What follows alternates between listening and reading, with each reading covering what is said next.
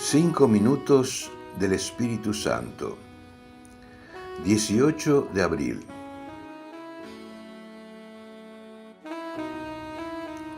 Al Espíritu Santo se lo suele representar como una paloma. Contemplé al Espíritu que bajaba del cielo como una paloma y se posaba sobre él. ¿Por qué una paloma? Podríamos pensar en su suavidad, en la blancura, en la delicadeza. También podríamos decir simplemente que viene del cielo, de la presencia de Dios. Pero en realidad, la primera vez que aparece una paloma en la Biblia es para anunciar el fin del diluvio, para traer el gozo de la liberación y de la vida nueva. El Espíritu Santo solo trae buenas noticias. Es enviado por el Padre como mensajero de paz y de esperanza.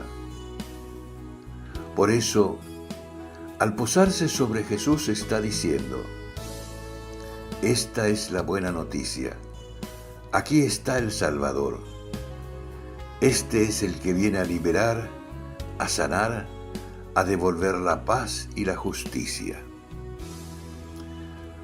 Cuando el Espíritu Santo aletea y se asienta en nuestro interior, nos hace experimentar el consuelo y la esperanza, nos hace levantar los ojos, nos ilumina la mirada, nos permite descubrir que en medio de tantas miserias hay algo sobrenatural que puede cambiar las cosas.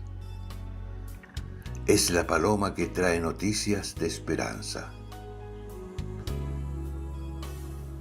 Autor: Cardenal Víctor Manuel Fernández.